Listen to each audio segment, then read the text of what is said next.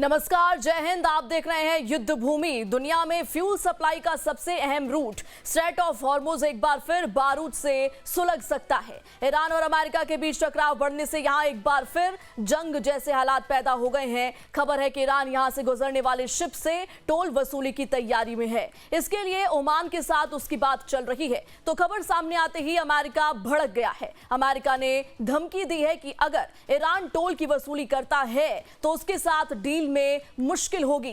इस बीच खबर है कि सीजफायर के बाद ईरान ने अपने नष्ट मिलिट्री पावर को फिर से बनाना शुरू कर दिया है। एक रिपोर्ट के मुताबिक बंद ड्रोन फैक्ट्री से उसने उत्पादन फिर से शुरू कर दिया है। वहीं ईरान के साथ बढ़ते तनाव के बीच अरब सागर में तैनात USS Abraham Lincoln aircraft carrier से अमेरिकी नौसेना के फाइटर जेट्स ने उड़ान भरी। अमेरिकी सेना ने कहा कि क्षेत्र में उसकी फोर्सेस हाई ऑपरेशनल रेडीनेस पर हैं। जंग और बढ़ते टकराव की ये आग अब वैश्विक अर्थव्यवस्था को झुलसा रही है। कच्चे तेल की कीमत लगातार बढ़ी हुई है। ग्लोबल बेंचमार्क ब्रेंट क्रूड आज भी $105 प्रति बैरल के मनोवैज्ञानिक स्तर के पार है। हॉर्मुज से गुजरने वाले शिप के लिए ईरान नए टोल सिस्टम की तैयारी कर रहा है। ईरान की ओर से इसकी जानकारी दी गई है कि उसकी ओमान के साथ हॉर्मुज स्ट्रेट के यातायात पर औपचारिक नियंत्रण और स्थायी टोल प्रणाली के लिए बात चल रही है। नए सिस्टम के जरिए अब फीस की वसूली की जाएगी। न्यूयॉर्क टाइम्स की रिपोर्ट के मुताबिक ईरान की नई बनाई गई पर्शियन गल्फ स्ट्रेट अथॉरिटी यानी पीजीएसए ने कहा है कि उसने हॉर्मुज स्ट्रेट के मैनेजमेंट सुपरविजन एरिया की सीमा तय कर दी है। अथॉरिटी के मुताबिक यहां से गुजरने के लिए परमिट जरूरी होगा। वहीं ईरान के इस कदम से अमेरिका भड़क गया है। अमेरिकी विदेश मंत्री मार्को रूबियो ने कहा है कि अगर ईरान हॉर्मुज स्ट्रेट से जहाजों से टोल वसूलता है तो अमेरिका ईरान समझौता मुश्किल हो जाएगा। ट्रंप ने भी कहा है कि हॉर्मुज एक अंतर्राष्ट्रीय रास्ता है और यहां टोल की वसूली मंजूर नहीं होगी। ईरान के साथ बढ़ते तनाव के बीच अरब सागर में तैनात USS Abraham Lincoln aircraft carrier से अमेरिकी नौसेना के फाइटर जेट्स ने उड़ान भरी। अमेरिकी सेना ने कहा कि क्षेत्र में उसकी फोर्सेस हाई ऑपरेशनल रेडीनेस पर हैं। फरवरी में अमेरिकी और इजरायली हमलों के बाद ईरान ने हॉर्मुज स्ट्रेट में कमर्शियल ट्रैफिक लगभग रोक दिया था। इससे अंतर्राष्ट्रीय शिपिंग प्रभावित हुई और पेट्रोल, डीजल, एलपीजी जैसे फ्यूल महंगे हो गए।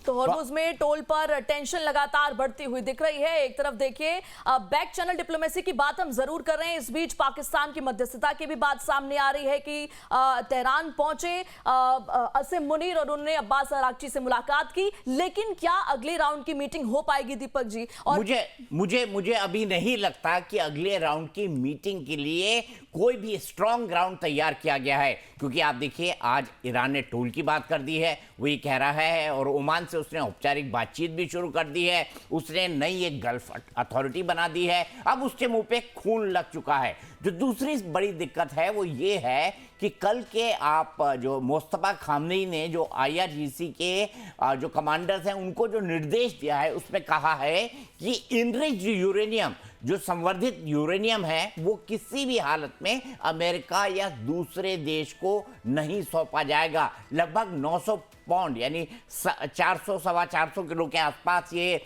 संवर्धित यूरेनियम है जिससे ईरान परमाणु बम बना सकता है। ट्रंप ये चाहते हैं कि इसे अमेरिका को सौंप दिया जाए और अमेरिका चाहे इसे नष्ट कर दे, चाहे खुद इस्तेमाल कर ले, जो भी परिस्थिति बने। लेकिन मुस्तफा खामनेई ने ये निर्देश दिया है और ये खबर बाकायदा ईरानियन अथॉरिटी की तरफ से इंटरनेशनल मीडिया को दी गई कि हम किसी भी हालत में अपना इनरिच्ड यूरेनियम अमेरिका या किसी और देश को नहीं सौंपेंगे। और उन्होंने तो यहां तक कहा है कि हमारे लिए परमाणु बम बनाना बेहद जरूरी है। अब दो कंडीशंस याद रखिएगा प्रेरणा, दो सिचुएशन। पहली सिचुएशन क्या कि किसी हालत में भी ईरान को अपने परमाणु कार्यक्रम को बंद करना होगा, पहली चीज ये। और दूसरी चीज ये कि हॉर्मुज को पूरी तरह से खोले ईरान। ये दो मांगे हैं जिससे कम पर अमेरिका राजी नहीं होगा, डोनाल्ड ट्रंप राजी नहीं होंगे, क्योंकि उनकी बहुत किरकिरी होगी। आज की तारीख में परसेप्शन यही जा रहा है ना कि ट्रंप दब गए, ईरान ऊपर चला गया। ईरान ने जो है अमेरिका और इजराइल जैसे देशों के इस पूरे के पूरे युद्ध के दौरान उनको झुकने पर या सीज फायर करने पर मजबूर किया, तो कई सारी परिस्थितियां हैं। और मुझे अभी भी लगता है कि ये जो बातचीत चल रही है कतर के थ्रू चल रही है, एक पाकिस्तान के थ्रू चल रही है, मेरे ख्याल से अभी तक इसमें कोई ब्रेक थ्रू नहीं है। प्रेरणा, हमारे साथ खास मेहमानों का एक पैनल भी जुड़ चुका है। मेरे साथ जियोपॉलिटिकल एक्सपर्ट डॉक्टर अजिताभ हैं, मेरे साथ रिटायर्ड ब्रिगेडियर विजय धीमान हैं और मेरे साथ विदेश मामलों के जानकार संजीव श्रीवास्तव जी हैं। सबसे पहले डॉक्टर अजिताभ, मैं आपसे समझना चाहूंगा, ये जो ओमान से ईरान की औपचारिक बातचीत शुरू हुई है, ये रास्ता तो ट्रंप ने दिखाया था ना कि टोल वसूलो, और कहा था पहले कि बांट लेंगे हम, लेकिन अब जब ट्रंप को समझ आया कि ऐसा किया नहीं जा सकता, तो ईरान कह रहा है कि अब मैं खुद वसूल लूंगा और अपने साथ ओमान को मिलाने की कोशिश कर रहा है। क्या आपको लगता है कि कोई ब्रेक थ्रू मिलेगा? क्या आपको लगता है इंटरनेशनल कम्युनिटी इसके लिए राजी होगी? बिल्कुल दीपक जी, आपने सही कहा। ये राष्ट्रपति ट्रंप ने ही ये आइडिया दिया ईरान को, और उन्होंने ही, जो आपने कहा ना कि शेर को एक तरह से खून का स्वाद दे देना, वो ट्रंप ने ही ये किया है। हॉर्मुज का नाकाबंदी करना, ये भी आइडिया ट्रंप की तरफ से आया है। उन्होंने बाजाबता एआई जनरेटेड अपना वीडियो जारी किया था। ट्रंप हॉर्मुज स्ट्रेट को इन्होंने अमेरिका स्ट्रेट और ट्रंप स्ट्रेट का नाम तक दे दिया था। तो उस लेवल तक ये चले गए थे। राष्ट्रपति के लिए इस तरह की बातें करना, और कई जगह उन्होंने अपना मखौल खुद उड़ाया है। अब यहाँ पे वो फंस गए हैं। उस आइडिया को ईरान ने लेके हॉर्मुज को हथियार बना लिया, और ये हथियार अब परमाणु बम से भी ज्यादा भयंकर हो गया है। इसमें देखिए, जिस तरह से अभी यूनिक्लॉज जो United Nations Convention on sea law of seas, वो कहता है कि भाई आप इंटरनेशनल वाटरवेज, जो खुद ट्रंप भी कह रहे हैं अब कि ये इंटरनेशनल वाटरवेज है, वहां से टोल नहीं ले सकता, ये ट्रंप ने कल कहा है फिर से। और दूसरी तरफ लॉ भी, जो इंटरनेशनल लॉ कहता है, वो भी कहता है कि आप टोल नहीं ले सकते। हाँ, आप सर्विस अगर कोई रेंडर कर रहे हैं तो वो आप सर्विस चार्ज ले सकते हैं, बट ईरान अब उससे आगे बढ़ चुका है। जिस तरह से उसने हॉर्मुज के एक जो अथॉरिटी बना दी, और उसने एक 40 क्वेश्चनायर का या 40 पॉइंट्स के एक उसने फॉर्म भी दे दिए। एक परमिट राज कह लीजिए, एक सिस्टम उसने लागू करने की वो जो कोशिश कर रहा है। ओमान से उसकी बातचीत पहले से चल रही है, ओमान तैयार नहीं था, लेकिन अब जब खबरें आ रही हैं कि ओमान के साथ फिर से बातचीत हो रही है, तो हो सकता है ओमान यहाँ पे कुछ, चूंकि उसको भी थोड़े फायदे तो दिखेंगे, हो सकता है कुछ ऐसी बात बन जाए। हालांकि अभी तक ओमान की तरफ से ऐसा कोई कंफर्मेशन नहीं आया है। अगर ये होता है तो जैसा आपने कहा, कोई भी इंटरनेशनल वाटरवेज में कोई भी कंट्री, और फॉर दैट मैटर गल्फ के जो देश हैं, वो तो और नहीं तैयार होंगे, क्योंकि उनके लिए तो ये एक तरह से समझिए कि उनके जो उनका निर्यात है उस पे ये टैक्स लगाना हुआ। और ये जो हॉर्मुज है, ये सिर्फ ईरान का नहीं है, इसमें यूएई भी पार्टनर है और दूसरी तरफ ओमान भी है। तो ये बहुत ही कॉम्प्लेक्स इशू है, इतना आसान नहीं होगा। ईरान तो चाहेगा इसको लीगलाइज करना, एक तरह से फॉर्मलाइज करना, अपना होल्ड प्रूव करना, बट ये इतना आसान नहीं होगा। इसमें चैलेंजेस आएंगे। ठीक है, इसमें चैलेंजेस आएंगे, लेकिन ब्रिगेडियर धीमान, आप किस तरीके से देखते हैं इस पूरी सिचुएशन को? और कल का जो मुस्तफा खामनेई का जो बयान है कि नहीं, हम इनरिच्ड यूरेनियम नहीं देंगे, परमाणु बम हमारा राइट है, अपनी सुरक्षा करने का अधिकार हर देश को है, इससे इस पूरी की पूरी प्रोसेस पर क्या असर पड़ेगा? देखिए, आपने बिल्कुल ठीक बताया कि ये एक किस्म का जबरदस्त स्टेलमेट हो गया है। जो कंपीटिंग डिमांड्स हैं दोनों पार्टीज की, वो कॉन्फ्लिक्टिंग हैं, वो एक्सेप्टेबल कभी नहीं, ना ईरानियंस को होंगी ना अमेरिकन को होंगी। अब यहाँ पे प्रॉब्लम क्या है? ट्रंप के पास, ट्रंप का और नेतन्याहू के बीच में भी मतभेद है। नेतन्याहू चाहते हैं कि अटैक हो, और ट्रंप कह रहे हैं कि इस अटैक से बचा जाए, और उनके ऊपर प्रेशर है। जो जितने भी लोगों ने उनकी इलेक्शन की फंडिंग करी है, उनका प्रेशर है। अभी यहाँ पे दो ही स्थितियां हैं। एक तो स्थिति ये है कि स्टेलमेट चलता रहे, और दूसरी है ट्रंप जो कि ऑलरेडी अपने प्लानर्स के साथ बैठ के प्लानिंग कर रहे हैं कि किस तरीके से अटैक किया जाए, उसका भी उन्होंने एक ब्लूप्रिंट तैयार किया है। अब दोनों ही स्थितियों में देखिए, अगर तो अटैक होता है तो ये दुनिया के लिए बहुत घातक होगा। There will be a strong disruption in all the economies, 100%। जब तक ये जो ऑलरेडी गल्फ कंट्रीज ने प्लान बनाना शुरू किया है कि वो जितने भी ऑयल के पंप पाइपलाइंस हैं वो अभी ईस्टर्न मेडिटेरेनियन में खोलेंगे, ना कि इंडियन ओशन या पर्शियन गल्फ में। तो उसको बनाने में कई सालों का टाइम लगेगा, तब तक ये डिसरप्शन जारी रहेगी। और दूसरा, अगर मान लो ये चलता रहता है, एक स्टेलमेट चलता रहता है, तो जितने भी ऑयल टैंकर्स हैं अगर उनको आने भी दिया गया टोल लेकर के भी, तो वो भी जब वो वापस आएंगे वो वापस नहीं जा पाएंगे दोबारा उसकी रिप्लेनिशमेंट करने के लिए। तो भी at some point in time दुनिया के लिए एक बहुत घातक स्थिति पैदा हो जाएगी इकोनॉमिक वाइज। दूसरा, अगर ट्रंप अटैक करते हैं तो वो डेफिनेटली एक जबरदस्त ही एक कैटास्ट्रॉफी होगी।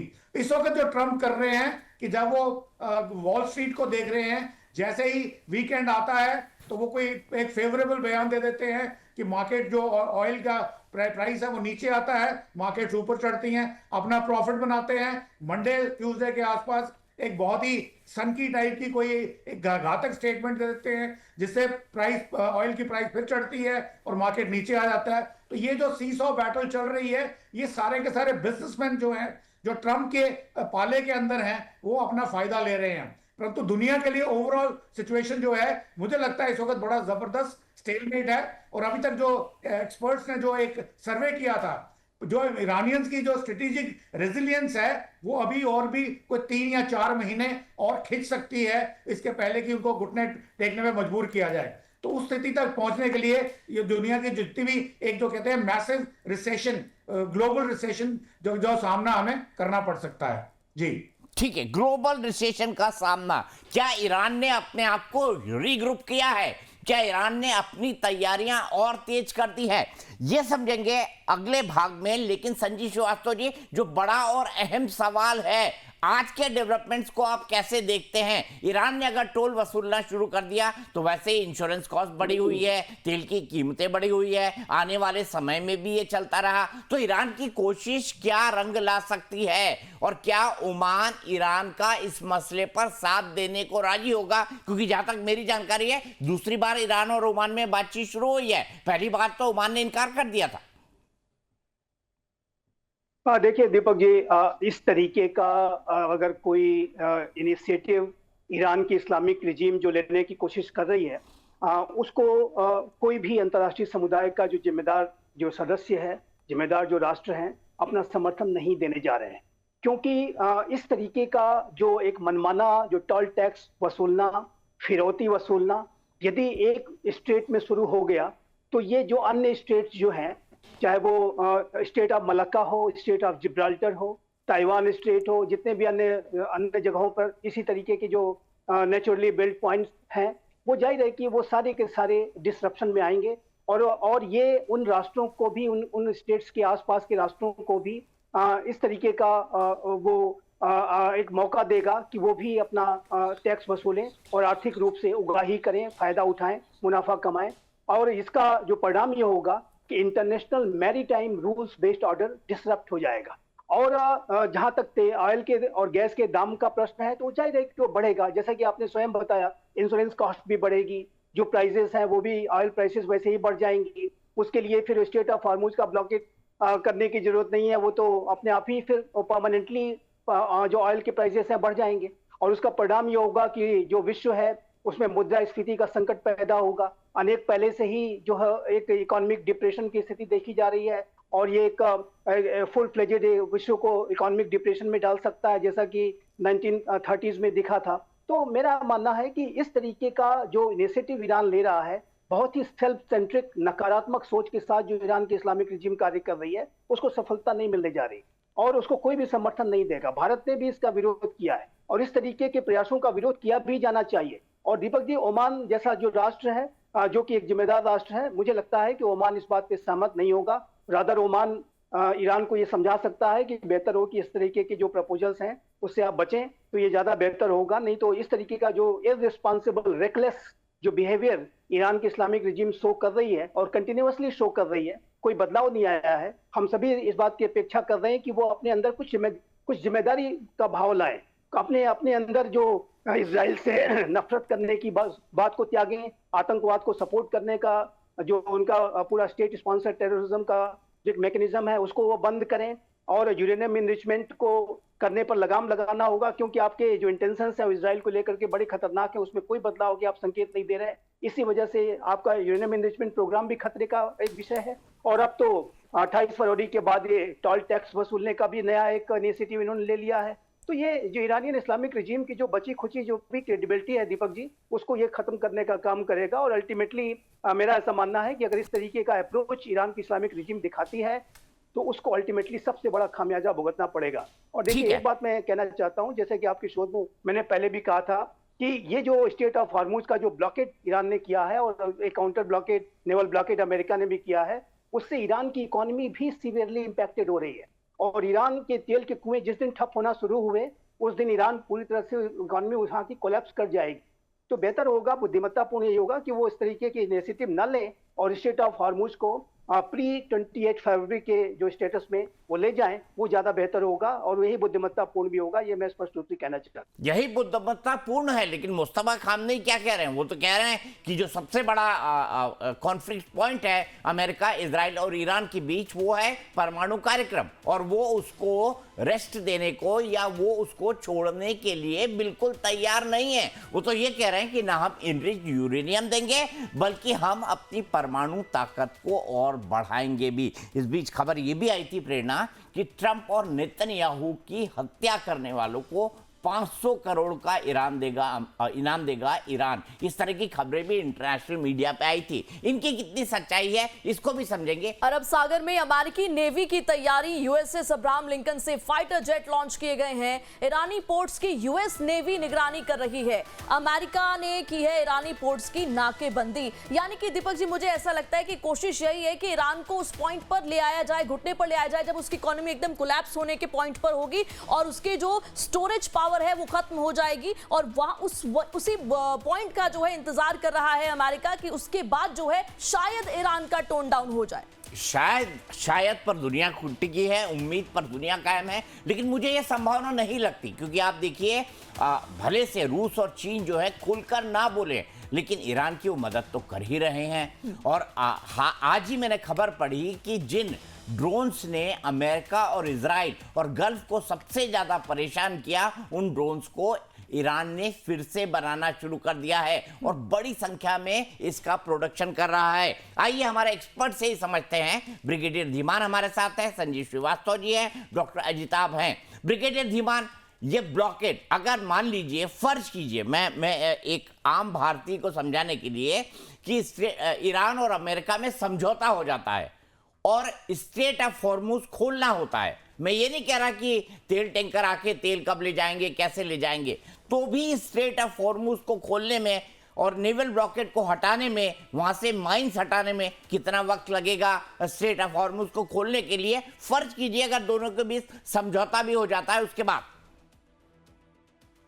देखिए, जहां तक ये जो इसका ताल्लुक है स्टेट ऑफ हॉर्मुज का, मैंने बोला इसका जो नैरोएस्ट पार्ट है वो 29 किलोमीटर है और पूरा का पूरा सर्किट जो है ऑलमोस्ट 80 किलोमीटर के आसपास है। तो 80 इंटू 30 इतने स्क्वायर किलोमीटर हैं और यहाँ पे एक एक माइन को ढूंढना, it is an impossible task. अगर वो परमानेंटली लग करके भी 1 या 2 या 3 महीने लग करके अपने अंडर वाटर स्वॉर्म के साथ माइंस को ढूंढने की कोशिश भी करते हैं, तो यहाँ पे जो ड्रिफ्टिंग वेव्स हैं अंदर, उसके अंदर, वहां पे माइंस को कोई ना कोई माइन को परमानेंटली फिक्स करना बहुत मुश्किल है। तो ये महीनों लग सकते हैं इस कार्यवाही में। परंतु मैं आपको ये बात को, आपके दर्शकों को एक हाईलाइट करना चाहता हूं कि अगर समझौता हो भी जाता है किसी भी तरीके से, तो भी ईरान के पास ये फाइनल एक ब्रह्मास्त्र हमेशा ही रहेगा। और ये बात मैंने आप ही की चैनल पे 3 मार्च को बोली थी। बिल्कुल आपको बिल्कुल कही थी सर, से मैंने आपको एनालाइज करके बताया था कि ये ईरान के पास ये ब्रह्मास्त्र कैसे है और ये for the ages to come है। आज का समझौता होगा वो उसकी एक लिमिटेड शेल्फ लाइफ होगी। कल को ईरान को आपने तंग किया या ईरान ने आपको तंग करना है या दुनिया के लिए अगेंस्ट कुछ आना है, परमाणु हथियार की बात कर रहे हैं। आज भी जब अमेरिका शर्त रख रहा है तो 20 साल का मॉरेटोरियम मांग रहा है। 21वें साल में क्या होगा? क्या अगर आज जो फिलॉसफी दी जाती है कि ये एक टेररिस्ट रजीम है, अगर इनका हथियार बन गया तो टेररिस्ट के पास हथियार आ जाएंगे, कंट्रीज लाइक लिबिया या दूसरे सीरिया जो टेररिस्ट कंट्रीज हैं उनके पास भी जा सकते हैं और दुनिया के लिए घातक होगा। तो क्या ये सब चीजें 20 साल के बाद घातक नहीं होंगी? तो ये मेरे को लगता है कि जो प्रीमाइज है वो पहले से ही फ्लॉड है। जो इनका तरीका है कि हमने किस तरीके से एक बातचीत करके एक सोल्यूशन निकालना है, उसके अंदर ये बहुत बड़ा एक फ्लॉ है, एक गलती है जिसको सुधारना बहुत जरूरी है। तो इसके लिए ईरान को झुकाना बहुत जरूरी होगा। और मैंने आपको बताया कि ऑलरेडी एक सर्वे किया जा चुका है कि वो कह रहे हैं कि ईरान की जो रेजिलियंस है, जो उसकी इकोनॉमी है, वो शायद अभी 2 या 3 महीने और उसको कर सकते हैं। तो शायद ट्रंप के पास 2 या 3 महीने का समय नहीं है, क्योंकि उनकी जो इलेक्शंस हैं या डोमेस्टिक कंस्टिट्यूएंसी है वो उनको नहीं छोड़ेगी। तो इस पूरे फ्लक्स में अभी देखना पड़ेगा कि आगे होता है क्या। हम केवल सिर्फ एक एनालिसिस ही कर सकते हैं, इसके अलावा प्रिडिक्ट करना बहुत मुश्किल है। ठीक है, आप कह रहे हैं कि 2 से 3 महीने का वक्त लग जाएगा। संजीव श्रीवास्तव जी, जैसे ब्रिगेडियर साहब ने बताया कि ईरान के बारे में एक सर्वे किया गया कुछ एक्सपर्ट्स के द्वारा, और ये कहा कि 2 से 3 महीने ईरान युद्ध में और टिक सकता है। आपका भी आकलन यही है? क्या आपको भी ऐसा लगता है? क्योंकि मैंने आपको कहा कि उन्होंने बड़ी संख्या में ड्रोन्स को फिर से बनाना शुरू कर दिया है। हाल ही में अभी सीज फायर के बीच कई सारे इंटरनेशनल मीडिया, जिसमें भारत के भी कई चैनल शामिल थे, ये तमाम लोग ईरान गए। इन्होंने तेहरान को देखा और तेहरान में जो सामान्य, जिसको हम बोलते हैं ना लाइफ एज यूजुअल, उसको उन्होंने दिखाया। हालांकि उन जगहों पर उन्होंने नहीं ले जाने दिया जहां पर इस तरह की कार्रवाई जो है यूएस बम्बिंग के चलते हुई थी, लेकिन फिर भी ईरान के पास इतना कॉन्फिडेंस तो है ना कि वो तेहरान को इंटरनेशनल मीडिया के लिए खोल सकता है। देखिए, जरूर ईरान की जो इस्लामिक रजीम वो पॉस्चरिंग कर रही है, और वो जाहिर है कि इस बात को दिखाने की कोशिश कर रही है कि वो लड़ाई लड़ सकते हैं, वो अंत तक लड़ सकते हैं और वो झुकेंगे नहीं, और किसी भी कीमत पर वो अपनी हार नहीं मानेंगे, इत्यादि इत्यादि। वो सारा कुछ करने की कोशिश कर रहे हैं। और जो मीडिया के जो पर्सनल्स के द्वारा जो विजिट की गई, उसमें भी जो एक रिस्ट्रिक्टेड तरीके से उनको ले जाया गया, वो भी एक पॉस्चरिंग का ही, और एक जो मीडिया में जो एक नैरेटिव बिल्ड करने का कि यहाँ पर हम सब कुछ सामान्य है, इत्यादि इत्यादि। तो ये जो सारी पॉस्चरिंग की जो कोशिश ईरान जरूर कर रहा है, लेकिन जो ग्राउंड रियलिटी ये है दीपक जी कि ईरान को इसमें भारी क्षति उठानी पड़ी है। और यदि आप सोचिए कि ये थाउजेंड्स ऑफ अबाउट कुछ एस्टिमेट्स के मुताबिक जो यूएस और इजराइल के जो टारगेट्स थे, उन्होंने 20,000 टारगेट्स हिट किए हैं। और वो जाहिर है कि वो बम्स जहां कहीं भी गिरे हैं, उन्होंने वहां क्षति तो पहुंचाई है, लेकिन वो ईरान की मीडिया नहीं दिखाना चाहेगी। वहां पर वो इंटरनेशनल विजिटर्स को, मीडिया पर्सनल्स को नहीं ले जाना चाहेंगे, क्योंकि वहां पर जाहिर है कि एक भारी क्षति वहां हुई है। और ईरान में हमने ये भी देखा है कि जब कभी भी वहां पर कभी कोई प्रोटेस्ट डिमॉन्स्ट्रेशन अंदर भी होता था, तो वहां पर इंटरनेट ब्लैकआउट कर देना, सब पूरी सूचनाओं को बिल्कुल बंद कर देना, इत्यादि जो स्टेप्स हैं वो ईरान की जो ब्रूटल जो रिजीम है वो उठाती है। तो ऐसे में जो वर्तमान समय में वो जरूर दिखाने की कोशिश कर रहे हैं कि हम लड़ने के लिए तैयार हैं। लेकिन इतना मैं कहने के बाद ये अवश्य कहूंगा कि ये जो इस्लामिक रिजीम के जो रेमिनेंट्स हैं, जो बचे हुए जो वहाँ की लीडरशिप है, वो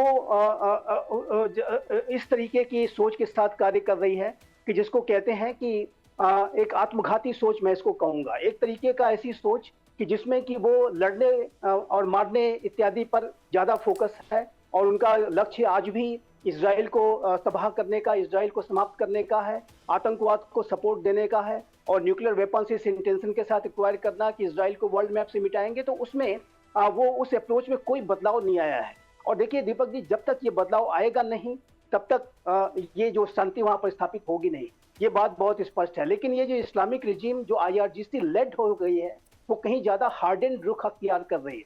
अभी आप देखिए तो वो ये कह रहे हैं, जैसा आपने स्वयं बताया, कि वो न्यूक्लियर वेपन्स को एक्वायर करने का वो अपना जो लक्ष्य है नहीं छोड़ेंगे। अपने न्यूक्लियर जो मटेरियल जो 60% का उन्होंने कर रखा है, अबाउट 440 kgs का, उसको किसी को देंगे नहीं, IAEA को किसी को भी देने के लिए तैयार नहीं है। और अभी आप देखिए तो इस्लामाबाद में जो बातचीत की जब प्रक्रिया शुरू हुई, तो उस समय इजराइल और हिजबुल्लाह के बीच में जो अटैक्स, काउंटर अटैक्स हो रहे थे, तो उसमें उन्होंने शर्त रख दी कि जब तक आप हिजबुल्लाह पे अटैक नहीं रोकेंगे, तब तक हम नेगोशिएटिंग टेबल पर आएंगे नहीं। यानी आतंकवाद को आज भी आप सपोर्ट कर रहे हैं। और ये जो अप्रोच है, ये आत्मघाती अप्रोच मैं कहूंगा। और इस तरीके के जो अप्रोच के साथ यदि इस्लामिक रिजीम यदि आगे भी कार्य करेगी तो मैं शांति नहीं देखता। और जैसे कि मैं पहले भी कहता रहा हूं दीपक जी कि ये जो प्रक्रिया है ये लंबी चलने वाली है, और ये जो निगोशिएशंस और बातचीत की जो प्रक्रिया है वो एक लॉन्ग ड्रान प्रोलॉन्ग प्रोसेस है। और इस बात को पूरी दुनिया समझ रही है, हमारे प्रधानमंत्री श्री नरेंद्र मोदी भी समझ रहे हैं और सारा जिम्मेदार राष्ट्र समझ रहा है। इसीलिए हम अल्टरनेट्स की तलाश में है और अल्टरनेट सप्लाई चेन्स इत्यादि कोई के ऊपर तेज गति से कार्य किया जा रहा है। लेकिन जहां तक आने वाले भविष्य का वेस्ट एशियन क्राइसिस का प्रश्न है, तो ये क्राइसिस एक लंबे समय तक बनी रहेगी, ये स्पष्ट रूप से दिखता है, क्योंकि बुद्धिमत्ता नहीं दिखाई जा रही है इस्लामिक रिजीम के पास। आज भी देखिए, मैं एक बात और कहना चाहता हूं आपके बड़े सम्मानित शो के माध्यम से, आज भी उनके पास टाइम है। आज भी वो यदि कोई कंस्ट्रक्टिव अप्रोच दिखाएं, बदलाव लाएं, निगोशिएटिंग टेबल पर लाएं और स्टेट ऑफ इजराइल के प्रति अपने अप्रोच में बदलाव लाएं, आतंकवाद को समर्थन देना बंद करें, न्यूक्लियर वेपन्स पर रिस्पॉन्सिबल बिहेवियर करें न्यूक्लियर प्रोग्राम पे, तो ऐसे में शांति संभव है, उनकी रिजीम भी बची रहेगी। लेकिन यदि ऐसे ही एडमेंट रुक रहा तो संभव है कि आने वाले समय में ये आतंकवादी संगठन बन के ही रह जाएंगे और रिजीम तो फिर कोलैप्स हो जाएगी। उसमें लंबा समय लगेगा लेकिन वो कोलैप्स हो जाएगी। मैं स्पष्ट रूप से कहना चाहता हूँ। इजराइल को अंदेशा है कि ईरान उस पर और खाड़ी देशों पर अचानक मिसाइल और ड्रोन से हमला कर सकता है। यह डर ऐसे समय में जताया गया है जब अमेरिका और ईरान के बीच सीजफायर को लेकर पर्दे के पीछे बातचीत चल रही है। जेरूसलम पोस्ट की एक रिपोर्ट के अनुसार खुफिया अधिकारियों ने इस संभावित खतरे की जानकारी दी है। इजराइल के मिलिट्री ऑफिसर्स की सुरक्षा बैठक के दौरान इस बात की आशंका जाहिर की गई कि अमेरिका और इजराइल की तरफ से किसी सैन्य कदम उठाने से पहले ईरान यह हमला कर सकता है। दरअसल दोनों पक्षों के बीच टकराव पिछले कुछ दिनों में काफी बढ़ गया है। अमेरिका वार्ता की बात कह रहा है, लेकिन वो ईरान को बार बार हमले की धमकी भी दे रहा है। इजराइल खुलेआम ईरान को जवाब देने की बात कहता है। ईरान का रुख पहले से बेहद आक्रामक है। ऐसे में टकराव की कोई छोटी सी चिंगारी भी बड़ी जंग का रूप अख्तियार कर सकती है। हमारे तमाम पैनलिस्ट मौजूद हैं। डॉक्टर अजिताभ, सबसे पहले तो मैं जानना चाहूंगी कि आप इस इंटेलिजेंस रिपोर्ट को कैसे देखते हैं, जिसमें अफसरों ने इस बात की शंका जाहिर की है कि ईरान जो है वो इजराइल और पड़ोसी के खाड़ी देशों पर अचानक अटैक कर सकता है। देखिए प्रेरणा जी, ये मीटिंग की बातें तो पहले भी आई है, 2 बार ऐसा हुआ है और उसके बाद राष्ट्रपति ट्रंप ने कहा भी कि हमने अभी रोक दिया है और इजराइल के कहने पे भी उन्होंने उसको मना किया है। दूसरी तरफ जो खाड़ी के देश हैं उनका सम्मान करते हुए इस युद्ध को 2-3 दिन के लिए रोक दिया गया है। संडे तक का उन्होंने इनफैक्ट ये मोहलत दी थी। तो अटैक कर सकता है, इसमें 2 बातें हो सकती है। या तो एक नैरेटिव सेट करने की बात है, ईरान को कहीं ना कहीं प्रोवोक करके एक कोई बहाना लेके इस तरह के भी आ सकते हैं, इससे इनकार नहीं किया जा सकता। क्योंकि ईरान की जो अभी हालत है, नो डाउट कि अमेरिका के इंटेलिजेंस एजेंसीज की रिपोर्ट कहती है कि ईरान ने इस समय का सदुपयोग किया है और अपनी जो उनकी मारक क्षमता है उसको रीइंफोर्स किया है। कहने तो यहाँ तक की बातें आई हैं कि शायद 33 में से 30 जो उसके मिसाइल लॉन्चर साइट हैं या लॉन्चर्स कैपेसिटी है उसको उसने ठीक कर लिया है। नए ड्रोन भी उसने बनाए हैं ऑप्टिक फाइबर का यूज करके, और उसका प्रयोग ऑलरेडी इजराइल के अगेंस्ट में हिजबुल्लाह लेबनान में कर रहा है और वो डिटेक्ट भी नहीं होता है, ऐसे ड्रोन है। तो बार बार ईरान तो कह रहा है कि हमने नए हथियार बना लिए हैं। तो इस तरह का एसिमेट्रिक वार जो है गुरिल्ला टाइप से, ये छिटपुट तो चलता रहेगा, लेकिन ईरान के पास इतनी कैपेबिलिटी तो नहीं है। ये पिछले 40 दिन के वॉर में दिख गया कि इजराइल का कितना उसने डैमेज किया। छिटपुट हुई है लेकिन बहुत ज्यादा ईरान का ही डैमेज हुआ है, न कि इजराइल का। इस ऐसे में उसकी कैपेसिटी लिमिटेड है और उसको जो आर्थिक नाकाबंदी हुई है उससे उसकी क्षमता, उसकी बहुत IRGC की फंडिंग भी रुकी है, तो इतना वो लेवरेज तो नहीं ले सकता। दूसरी तरफ आप देख लीजिए, जो उनके अभी तैयारी की बात अगर की जाए तो अभी अमेरिका का एक जो न्यूयॉर्क पोस्ट अखबार है उसमें एक आर्टिकल आई है जिसको ट्रंप ने शेयर भी किया है। उस आर्टिकल में यही है कि नाकाबंदी, जो आर्थिक नाकाबंदी है वो जारी रहनी चाहिए, उसको और इन्फोर्स करके और ज्यादा ठीक तरीके से उसको कठोर किया जाए, सो दैट कि ईरान की फंडिंग बंद हो जाए। दूसरी तरफ उस आर्टिकल में ये भी एक रिकमेंडेशन है कि जो ओमान के साइड से हॉर्मुज का एरिया है उधर से कार्गो को, वेसल्स को निकालने का एक एक्सप्लोर किया जाए। और अमेरिका कहीं ना कहीं इस पे भी काम कर रहा है, क्योंकि उसने बीच में ऐसी खबरें आई थी कि 2-3 उसने वेसल निकाले या उसके कुछ जो एयरक्राफ्ट कैरियर छोटे मोटे वाले वो भी गए हैं, तो उसमें ये टटोलने की शायद कोशिश होगी कि कैसे बारूदी सुरंगें जो बिछी हुई हैं समंदर के अंदर उसको निकाला जाए, उसको हटाया जाए। और एक और प्रयास हो सकता है कि जो इंटरनेशनल कॉलिशन की बार बार बात हो रही है, हालांकि डिफेंसिव इन नेचर होगा, तो वो क्या कैसे काम कर सकता है। तो कई परमुटेशन कॉम्बिनेशन यहाँ दिख रहे हैं। लेकिन वॉर के इस बीच खबर आई है कि जो पोस्ट मास्टर जनरल हैं पाकिस्तान के, जो असीम मुनीर साहब, वो ईरान पहुंचे हैं और वहां पे कई बातें, कुछ ऐसी खबर आ रही है शायद पॉजिटिव हो और निगोशिएटिंग टेबल पे आने से पहले की जो भूमिका है, क्योंकि अभी भी एग्रीमेंट की बात नहीं हो रही है, अभी सिर्फ एक फ्रेमवर्क की बात हो रही है, एक ढांचा क्रिएट करने की बात हो रही है, जिसपे शायद अगले महीने में 50 दिन में 30 दिन में उस पे बातचीत होगी। तो मामला अभी डेडलॉक ही है और दोनों तरफ से पॉइंट ज्यादा से ज्यादा लेवरेज लेने की कोशिश की जा रही है, सो दैट की बातचीत की टेबल पे वो ज्यादा एक्सट्रैक्ट कर सके। ठीक है, बड़ी बात है प्रेरणा, यहाँ पे सबसे बड़ी बात कि अभी तो समझौता क्या होगा, बातचीत की टेबल पर आ ही नहीं पा रहे हैं। अभी तो डेडलॉक ये है कि बातचीत की टेबल पर बैठ ही नहीं पा रहे हैं। ब्रिगेडियर धीमान, क्या आपको लगता है जो इजराइल के खुफिया एजेंसियों ने जो डर जताया है या जो अपनी इंटेलिजेंस जानकारी इजराइल के डिफेंस मिनिस्टर को दी है, ईरान ऐसा कुछ कर सकता है लोगों को सरप्राइज करने के लिए? क्या ईरान इस तरह का मिस एडवेंचर कर सकता है सीजफायर के दौरान? देखिए, आपने बिल्कुल सही शब्द का इस्तेमाल किया, मिस एडवेंचर। ये मिस एडवेंचर की जो प्रक्रिया है, ये इनकी जो राइटिस्ट आइडियोलॉजी है, टेररिज्म की जो आइडियोलॉजी है, ये उसमें से आती है। अब ये जो आपने बोला कि जो इंटेलिजेंस रिपोर्ट इजरायलियों के पास है, उसका एक बड़ा जबरदस्त आधार भी है। पाकिस्तान ने ईरानियंस को 6 लैंड रूट्स दिए हैं जहां पे चाइना से उनका सामान आ रहा है और ईरान में जा रहा है फ्रॉम बलोचिस्तान। उसके अलावा जो छबार पोर्ट है और अपना गवादर पोर्ट है, वहां पे जो पाकिस्तान के जो टेरिटोरियल वाटर्स हैं, वहां पे ऑफशोर लोडिंग हो रही है, सामान की ट्रांसशिपमेंट हो रही है।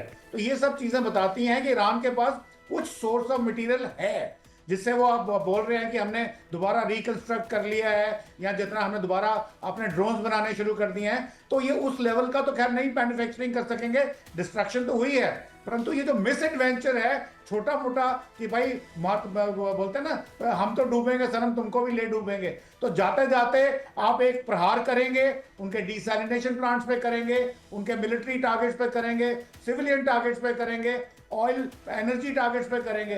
तो ये जाते जाते बनाने की एक कवायद है जो शायद ईरान कॉन्टेम्पलेट कर रहा है और जिसकी उन्होंने बात की है।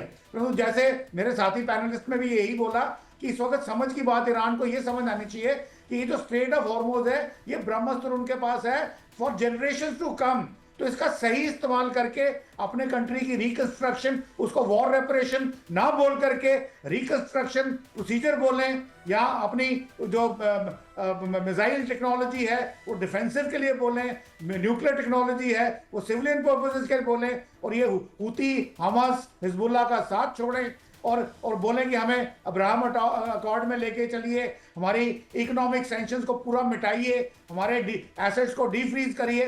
तो ये सारी चीजें ईरानियंस को अपने फायदे के लिए माननी चाहिए। और अगर ये 430 किलोग्राम का जो 60% एनरिच्ड यूरेनियम है, अगर ये दे भी देते हैं, वैसे अमेरिका को क्यों देना है, ये किसी इंटरनेशनल ऑर्गेनाइजेशन के पास जाना चाहिए जहां जॉइंट कंट्रोल्स हों। अगर दे भी देते हैं तो वो अपने कंट्री के लिए एक सुनहरा भविष्य खरीद सकते हैं। आज भी ऑप्शन उनके पास आज ये है।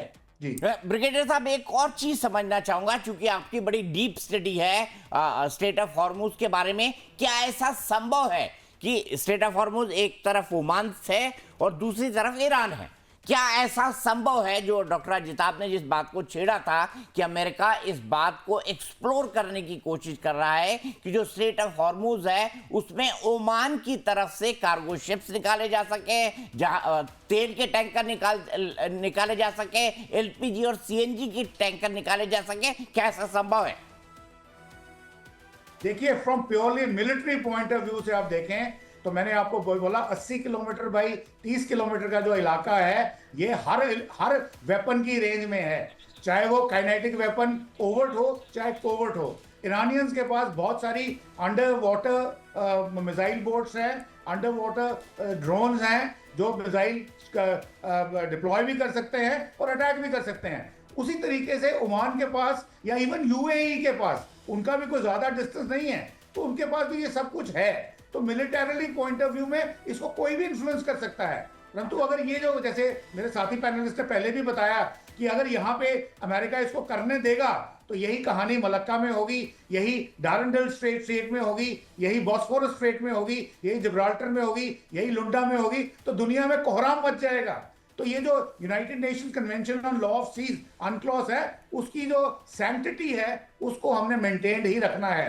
अब अमेरिका के गले में ये एक हड्डी है, ये इन्होंने ईरान को एक ब्रह्मास्त्र हाथ में प्लेट पे सजा के दिया है। वो सही रीजन गलत reason that is besides the point, but इसका अल्टीमेट जो रिजल्ट है स्ट्रेट और फॉरमोस्ट इस वक्त एक बहुत ही स्ट्रेटेजिक एक जनरेशनल वेपन बन चुका है जो ईरान के हाथ में आ चुका है। और इसमें यूएई या even for that matter Oman equal contenders हैं। अगर वो चाहें तो कल को वो भी बेलिजरेंट हो सकते हैं इस चीज के ऊपर। क्यों अनटिल अनलेस, हालांकि जो हमारे प्लानर्स हैं उन्होंने सोचना शुरू कर दिया है, मैंने पहले भी इसका मेंशन किया था कि जितनी भी पाइपलाइंस हैं जो ऑयल वेल से, वो सारी की सारी खुलेंगी भी अभी जाके ईस्टर्न मेडिटेरेनियन में, ना कि पर्शियन गल्फ में या रेड सी में और even for that matter Arabian Sea में। ठीक है, मेडिटेरियन में खुलेंगे सर, लेकिन उसको बनने में दशकों लग जाएंगे। समुद्र के अंदर पाइपलाइन बनाना कोई आसान काम नहीं है, ये एक दो दिन में नहीं हो जाएगा। और ये जो ऑल्टरनेट रूट तैयार होगा इसमें भी कई तरह की दिक्कतें आएंगी। अभी तो कॉन्सेप्ट के लेवल की बात है, फिर डिजाइन होगा, डिजाइन होने के बाद उसकी फिजिबिलिटी देखी जाएगी, फिर उसके लिए बजट तैयार किया जाएगा। बहुत मुश्किल काम है, इतना आसान काम नहीं। तो इस संकट का सामना अभी हमें और करना है। इस बीच वो पोस्टमैन क्या कर रहा है बता दीजिए। बिल्कुल, जिसका हमारे विदेश, मैं तो पोस्टमैन मानता ही नहीं, मैं विशुद्ध दलाल मानता हूं। दलाल वो लोग होते हैं जो एक काम करते हैं और उसके बदले पैसा लेते हैं, और पाकिस्तान यही करता है। बिल्कुल, पाकिस्तान के आर्मी चीफ आसिम मुनीर एक बार फिर ईरान की राजधानी तेहरान पहुंचे। मुनीर ने ईरानी विदेश मंत्री अब्बास अरागची से मुलाकात की। कहा यह जा रहा है कि इस दौरान दोनों में शांति वार्ता पर चर्चा हुई। आपको बता दें कि पाकिस्तान दोनों देश के बीच डील कराने के लिए बिचौलिया की भूमिका निभा रहा है, मिडलमैन बन रहा है। इस बीच पाकिस्तान के पीएम शहबाज शरीफ चीन के दौरे पर जा रहे हैं। आज से उनका 4 दिन का चीन दौरा शुरू हो रहा है। उम्मीद जताई जा रही है कि ईरान और अमेरिका के बीच सीज फायर को लेकर उनमें चर्चा हो सकती है। अमेरिकी राष्ट्रपति ट्रंप और रूसी राष्ट्रपति पुतिन पिछले दिनों ही चीन की यात्रा पर पहुंचे थे। पहले ट्रंप गए, दोनों के बीच चीन और अमेरिका के बीच समिट हुआ और उसके बाद पुतिन पहुंचे। तो अब सबसे बड़ी फिर से हम अपने गेस्ट के पास चलते हैं। रिटायर्ड ब्रिगेडियर विजय धीमान जी मेरे साथ हैं, डॉक्टर अजिताभ जी मेरे साथ हैं और मेरे साथ विदेश मामलों के जानकार संजीव श्रीवास्तव जी हैं। क्या आपको लगता है तेहरान में आसिम मुनीर अब्बास अरागची को समझा पाएंगे? और आपके हिसाब से क्या प्रस्ताव दिया होगा पाकिस्तान ने? क्योंकि ईरान ने जितने प्रस्ताव दिया अमेरिका ने ठुकरा दिया, और ट्रंप ने जितने प्रस्ताव दिए ईरान ने ठुकरा दिया। तो पाकिस्तान के पास नया कहने के लिए क्या होगा? संजीव जी, आसिम मुनीर के पास क्या होगा? देखिए दीपक जी, सबसे पहले तो मैं ये जो पोस्ट मास्टर जनरल जैसा बड़ा अच्छा शब्द इस्तेमाल किया है अजिताभ जी ने, वो जो पहुंचे हैं, वो जनरल साहब का देखिए जो दोहरा चरित्र है वो किस तरीके से सामने आता है। जब ये ईरान की लीडरशिप से मिलते हैं तो वो डंडे के साथ और वर्दी के साथ और पूरी आर्मी का जो लाओ लश्कर के साथ मिलते हैं, और वो डंडा क्या दिखा रहा है ईरान को वो वही बता सकते हैं। ईरान भी शायद समझ रहा होगा कि किस तरीके की वो बॉडी लैंग्वेज शो करना चाहते हैं। और यही जो पोस्ट मास्टर जनरल साहब जो हैं, जब अमेरिका के डेलीगेशन से मिलते हैं तो वो सेल्समैन इन चीफ की तरीके से सूट बूट टाई इत्यादि में मिलते हैं। और जैसा कि आपने देखा कि व्हाइट हाउस में जाकर के अपने जो अनेक तरीके के जो रेयर अर्थ मटेरियल इत्यादि को खरीद लीजिए, काइंडली ये ले लीजिए, काइंडली वो ले लीजिए, इस तरीके की जो बॉडी लैंग्वेज दिखाते हैं, तो ये पाकिस्तान का दोहरा चरित्र दिखाता है। और इसी वजह से पाकिस्तान की ये जो पोस्टमैन की जो भूमिका है वो भी संदेह के घेरे में है।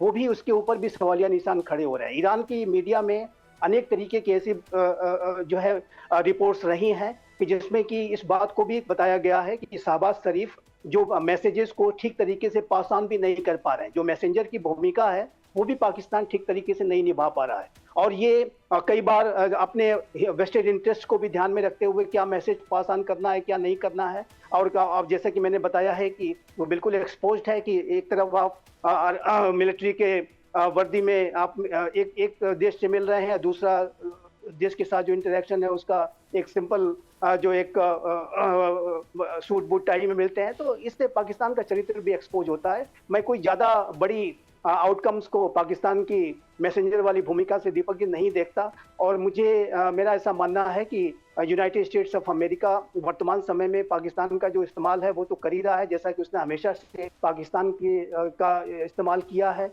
चाहे वो चाइना के साथ हेनरी किसिंजर के माध्यम से जो बातचीत हुई थी उस समय भी पाकिस्तान का ऐसे ही इस्तेमाल अमेरिका ने किया था। और इसी तरीके से अनेक, चाहे वो पाकिस्तान की लीडरशिप हो, चाहे पाकिस्तान की टेरिटरी हो, वो अमेरिका उसको एक्सप्लॉइट करता रहा है। और आगे भी जो पाकिस्तान के हुक्मरानों का जो चरित्र दिखता है, जिसमें कि वो विशुद्ध अवसरवादिता, धन लोलुपता के आधार पर कार्य करते हैं, और उनका जो वेस्टेड इंटरेस्ट, वहाँ की जो रियल रूलर्स, जो वहाँ की सेना है, उसका वेस्टेड इंटरेस्ट जहाँ से भी सत्ता है वहाँ जा करके बैठ जाते हैं। तो अमेरिका इस बात को जानता है कि पाकिस्तान को किस तरीके से एक्सप्लॉइट करना है, और वो पाकिस्तान का एक्सप्लॉइटेशन अभी भी वो कर रहा है।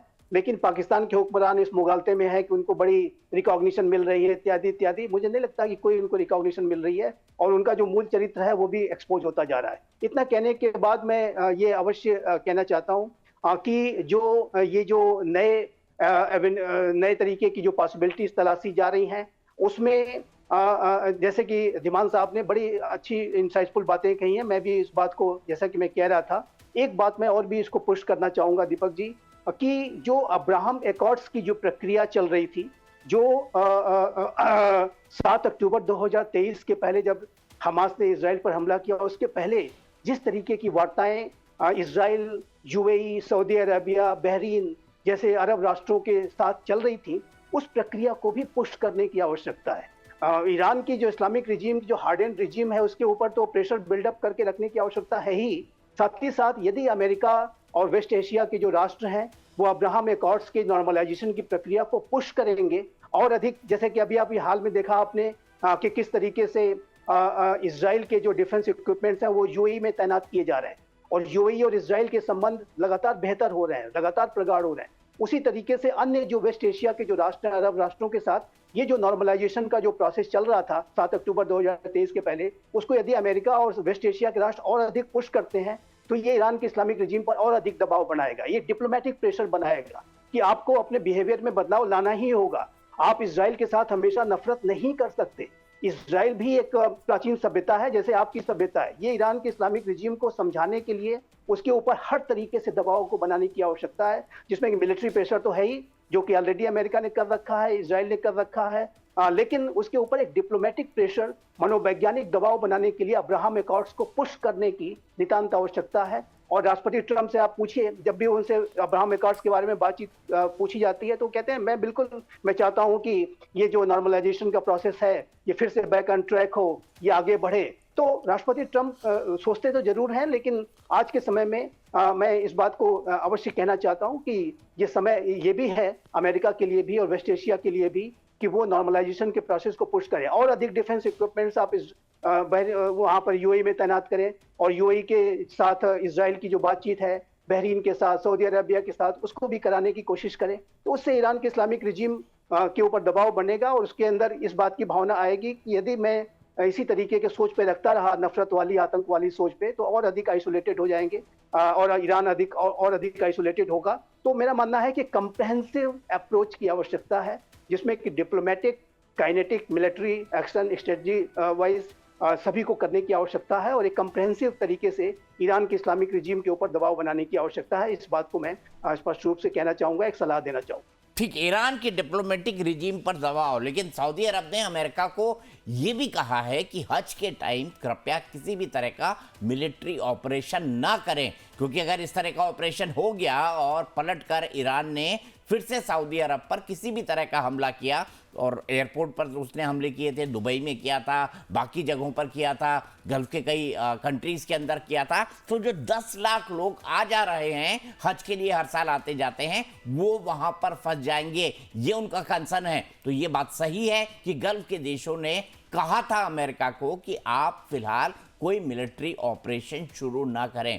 ब्रिगेडियर धीमान साहब, आपको संजीव जी का ये मानना है, संजीव जी का ये कहना है कि और दबाव बढ़ाना चाहिए। अरे युद्ध हो गया, डिप्लोमेटिक दबाव की बात है। आपको लगता है कि ईरान इन तमाम चीजों से मानेगा? क्योंकि दबाव मतलब युद्ध से ज्यादा किसी के ऊपर क्या दबाव हो सकता है? किसी के ऊपर आप हजारों बम बरसा दो, उसके बाद भी वो पलटकर हमला करे और अपनी चीजों को ना करे। मैं इस आपका आकलन समझना चाहूंगा। मैं संजीव जी की बात से एग्री करता हूं कि इस तरह का दबाव पूरी दुनिया को बनाना चाहिए, पर मुझे लगता है कि एक तो उसकी जो ज्योग्राफिकल लोकेशन है, क्योंकि 3 तरफ जो है पहाड़ियां है, एक तरफ समुद्र है, ये भी अपने आप में उसके लिए एक बहुत बड़ा वरदान है, और दूसरी तरफ अब उसको नया शेर के मुंह में खून लग गया है, स्ट्रेट ऑफ हॉर्मुज। तो आपको लगता है ईरान समझ पाएगा इन तमाम चीजों से? समझना चाहिए, ये मैं मानता हूं। तुरंत फुरत ऐसा होता हुआ आपको दिखाई दे रहा है? देखिए, होने में थोड़ा भी टाइम लगेगा। जो संजीव जी ने बोला बिल्कुल सही बोला, 100%। आप चाहे कितना भी बोलें कि हम स्टोन एज में चले जाएंगे, घास खा लेंगे, ये कर लेंगे, वो कर लेंगे, कहना आसान है, करना मुश्किल है। आप जो ईरान की, जैसे अजताब जी ने भी बोला, ईरान की जो जनता है वो इस इस्लामिक रेजीम के अंदर पिस रही है, जबरदस्त उनको ब्लैकआउट्स किए जा रहे हैं। और जो लोग एंटी रेजीम हैं, जो पहले भी थे, सिविल राइट्स में इंटरेस्टेड थे, उनको चुन चुन के मारा जा रहा है। ये मीडिया नहीं दिखा रहा है। इसलिए ये कहना कि वो ज्यादा लास्ट करेंगे, मैंने बोला सर्वे हुआ है, 2-3 महीने की बात है। यहां सिर्फ प्रॉब्लम ये है कि पाकिस्तान ने ईरान को 6 लैंड रूट्स और एक शिपिंग रूट दे रखा है ट्रांसशिपमेंट का। तो थोड़ा बहुत उनको शायद तो मिल रहा है एक स्मगलिंग के तरीके से, उससे वो थोड़ा बहुत चल रहे हैं, परंतु ये ज्यादा देर चल नहीं पाएंगे, इनको एक दिन रुकना ही पड़ेगा। और दूसरा, जब पाकिस्तान की बात हो रही थी, संजीव जी ने बताया पोस्टमास्टर जनरल, जो आपने बोला दलाल कहना चाहिए, मुझे ये बताइए कि जब वो ईरान के पास जाता है, बोलता है मैं मीडिएटर हूं, आपका दोस्त हूं, आपको लैंड रूट भी दे रखा हूं, वो कैसे जस्टिफाई करते हैं कि उन्होंने अभी अभी सऊदी अरेबिया को 30,000 ट्रुप्स भेजे हैं, एयर डिफेंस सिस्टम भेजे हैं, एक अपनी F-16 की स्क्वाड्रन भेजी है? वो किसके लिए भेजी है? वो इसलिए क्योंकि सऊदी अरेबिया और UAE अमेरिका के साथ लगे हुए हैं कि किसी तरीके से ईरान को खत्म किया जाए। इजराइल भी बोल रहा है, अगर सऊदी अरेबिया का उसका डिफेंस पैक्ट है, उसके अंडर जब वो अपने हथियार भेज रहा है ईरान के दुश्मन कंट्रीज को, तो वो कैसे एक मीडिएटर के सामने किस भाव से बोल रहा है, कैसे बोल रहा है कि हम न्यूट्रल हैं, हम दोनों तरफ से कर सकते हैं? तो ये दो तीन बातें हैं। ये ईरान के साथ वही हो रहा है जैसा ज़ेलेंस्की के साथ हुआ, कि पीछे से पुश करते रहे छोटा छोटा, और उसका जो फायदा है वो चाइना ले रहा है पूरा। उन्होंने ट्रंप के साथ भी बात की है और पुतिन के साथ भी बात की है, और क्या गुपचुप उनकी स्ट्रैटेजी बन रही है दोनों की। एक नया पोलर बन रहा है, या एक पोलराइजेशन हो रही है, एक नया ध्रुव बन रहा है, हमें पता नहीं उसके बारे में, परंतु ये है कि इस पूरी सिचुएशन के अंदर से कोशिश इस वक्त चाइना कर रहा है कि वो मैक्सिमम इसमें से एक्सट्रैक्ट करे, और इसका सबसे ज्यादा फायदा भी चाइना को ही होगा। जी ठीक है। अब इस तमाम चीजों के बीच क्वाड के विदेश मंत्रियों की प्री शेड्यूल्ड मीटिंग है जो 26 तारीख को हो रही है, जिसमें जापान, ऑस्ट्रेलिया, मार्को रूबियो और भारत के विदेश मंत्री एस जयशंकर उनके इनविटेशन पर आ रहे हैं। डॉक्टर अजिता, क्या आपको लगता है कि एस जयशंकर और मार्को रूबियो के बीच ईरान के युद्ध के हालात पर किसी तरह की बात होगी? मेरे ख्याल से तो होगी, क्योंकि सबसे हॉट टॉपिक दुनिया का यही है। क्या कहेगा भारत, और भारत को इस वक्त क्या कहना चाहिए अमेरिका को? आपको क्या लगता है? क्योंकि हमारे संबंध वैसे ही नरम गरम रहे हमेशा से अमेरिका के साथ, और ट्रंप ने तो क्वाड को बुला दिया है, अगर ये कहा जाए तो गलत नहीं होगा। जी बिल्कुल सही कहा आपने, क्वाड को तो भुला दिया है, लेकिन क्वाड को शुरू भी अमेरिका ही ने किया था, और कहीं ना कहीं वो रियलाइजेशन है कि जो इंडो पैसिफिक है उसको बहुत ज्यादा दिनों तक नेग्लेक्ट नहीं किया जा सकता। इनफैक्ट अमेरिका ने उसके थ्रू चीन को घेरने की जो उसकी रणनीति है उसमें कहीं ना कहीं ये क्वाड फिट बैठता है। नंबर 1। नंबर 2, जो 4 दिनों की यात्रा रूबियो की है वो बाईलैटरल भी है, क्वाड्रिलेटरल भी है, दोनों है, तो बाइलेटरल में भी और क्वाड्रिलेटरल में भी ये जो ईरान का मुद्दा है निश्चित रूप से आएगा, क्योंकि इससे ऑस्ट्रेलिया भी उतना ही अफेक्टेड है जितना इंडिया है, कहीं कम नहीं है। दिक्कत यहाँ पे जो मुझे दिख रहा है कि एक भरोसे की जो कमी है, ट्रस्ट डेफिसिट है। दीपक जी, थोड़ा सा मैं पीछे ले जाना चाहूंगा। 1990 में गल्फ वॉर 1 हुआ, उस समय अमेरिका के साथ 30 से ज्यादा देश आए। गल्फ वॉर 2 2003 में हुआ, उस समय भी अमेरिका के साथ लगभग 40 से ज्यादा देश आए। गल्फ वॉर 3 में क्यों नहीं कोई देश आ रहा है? क्या अमेरिका ने देशों का भरोसा तोड़ा है? क्या अमेरिका का जो ट्रस्ट डेफिसिट है, दैट मींस कि वो ज्यादा गैप बढ़ गया है, तभी तो लोग उसके साथ नहीं आ रहे हैं। नेटो भी बिदक गया, गल्फ के देश भी बिदक रहे हैं। तो कहीं ना कहीं ये अब्राहम रिकॉर्ड को उसका जो अपना साथी है, जो पिट्ठू रहा है सऊदी अरेबिया, वो भी अब्राहम रिकॉर्ड में नहीं आया। अब ईरान की बात करते हैं, तो कहीं ना कहीं ये इस्लामिक देश तो जितने हैं, किसी ने भी, सिर्फ बहरीन, यूएई और उधर मोरक्को ने किया था, वो भी रोकने की कगार पे था। तो ऐसे में अब्राहम एकॉर्ड लीजिए या ये इंटरनेशनल कॉलिशन, हर जगह अमेरिका ने कहीं ना कहीं ऐसी गलतियां की हैं, ऐसे दबाव की राजनीति की है और अपना प्रभुत्व बढ़ाने की, उसमें ये ट्रस्ट डेफिसिट हुआ है। जो क्वाड की मीटिंग है उससे उम्मीद बहुत ज्यादा नहीं है, क्योंकि ये चतुर्भुज सिक्योरिटी संवाद कहते हैं। तो यहाँ पे संवाद, ये तो इनफॉर्मल ग्रुप है, इसमें कोई बहुत बड़ा डिसीजन लेना ऐसा मुझे नहीं दिखता है। और ये इसका कोई इन्फोर्स किया जाएगा वो भी नहीं होगा। लेकिन हाँ, बातचीत का एक ये प्लेटफॉर्म है। निश्चित रूप से अभी कई ऐसी मीटिंग्स होने जा रही हैं, जैसे आज विदेश मंत्री, नेटो के विदेश मंत्री की आज मीटिंग हो रही है, उसको अटेंड करके ही रूबियो यहाँ आने वाले हैं। जून में फिर G7 की मीटिंग होने जा रही है 11 जून के लगभग, वो बहुत क्रिटिकल होगा। फिर नेटो के सारे जो समिट कह लीजिए वो जुलाई में होने जा रही है। तो कई सारे ऐसे प्लेटफॉर्म हैं जिन पे इन सारी चीजों को एक्सप्लोर किया जाएगा। ठीक है, लेकिन फिलहाल जो मुद्दा है हॉर्मुज का, वो क्राइसिस बरकरार है। और जो पोस्ट मास्टर जनरल या दलाल भी मैं मानता हूं ये जो गए हैं, लेकिन मुझे लगता है कुछ ना कुछ ऐसा इंपॉर्टेंट संदेश लेके गए हैं, तभी पोस्ट मास्टर जनरल को भेजा गया है। क्योंकि ट्रंप ने एक बात कही है, ये फाइनल मौका है। फिर तो फाइनल मौका, के लिए यहीं पर रुकेंगे। डॉक्टर अजिताभ, मेरे पास वक्त इतना है। ब्रिगेडियर साहब आपका, डॉक्टर अजिताभ आपका, संजीव जी आपका बहुत बहुत धन्यवाद इस चर्चा में जुड़ने के लिए। एक पॉइंट भूल गया मैं, प्रेरणा, एक लाइन में कहना चाहूंगा। वो पॉइंट ये है कि ट्रंप ने आज 5000 ट्रुप पोलैंड भेज दिए हैं। तो क्या एक बार फिर से, जिस नेटो के बारे में बोल रहे थे ना, अमेरिका इससे बाहर हो जाएगा, क्या उसको फिर से रिवाइव करने की फिक्र में है? क्या ट्रंप को नाटो से जो उनकी बैर था उसको वो दोस्ती में बदलना चाहते हैं?